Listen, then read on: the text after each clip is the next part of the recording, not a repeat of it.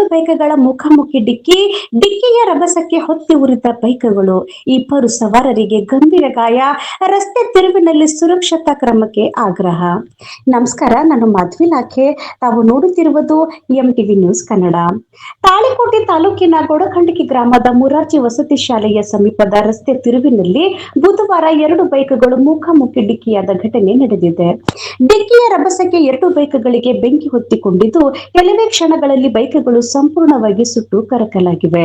ಅಪಘಾತದಲ್ಲಿ ಅಸ್ಕೆ ಗ್ರಾಮದ ನಿವಾಸಿ ರಾಜು ಬಡಿಗೇರ್ ಯರುಂಡಿ ಎಂಬ ಚಾಲಕ ಬೆಂಕಿಗೆ ಸಿಲುಕಿ ಗಂಭೀರವಾಗಿ ಗಾಯಗೊಂಡಿದ್ದಾರೆ ಎನ್ನಲಾಗಿದೆ. ಇನ್ನೋರ್ವ ರವಿ ಬಡಿಗೇರ್ ಅವರು ಸಹ ಸುಟ್ಟು ಗಾಯಗಳೊಂದಿಗೆ ನರಳುತ್ತಿದ್ದು, ಸ್ಥಳೀಯರು ತಕ್ಷಣ ಅವರನ್ನು ಆಸ್ಪತ್ರೆಗೆ ದಾಖಲಿಸಿದ್ದಾರೆ. ಮತ್ತೊಬ್ಬ ಬೈಕ್ ಸವಾರನಿಗೂ ಗಾಯಗಳಾಗಿರುವ ಸಾಧ್ಯತೆ ಇದ್ದು, ಅವರು ಚಿಕಿತ್ಸೆ ಪಡೆಯುತ್ತಿರುವ ಬಗ್ಗೆ ಮಾಹಿತಿ ಲಭ್ಯವಾಗಿದೆ.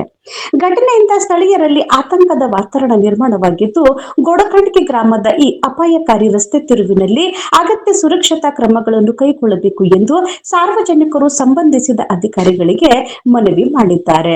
ವರದಿ ಮಹಾಂತೇಶ್ ಕಾಂಬ್ಳೆ, ಎಂಟಿವಿ ನ್ಯೂಸ್ ಕನ್ನಡ. ನಿರಂತರ ಸುದ್ದಿ ಹಾಗೂ ಜಾಹೀರಾತುಗಳಿಗಾಗಿ ಎಂಟಿವಿ ಕನ್ನಡ ನ್ಯೂಸ್ ಅನ್ನ ಲೈಕ್, ಶೇರ್ ಮತ್ತು ಸಬ್ಸ್ಕ್ರೈಬ್ ಮಾಡಿ. ಧನ್ಯವಾದಗಳು.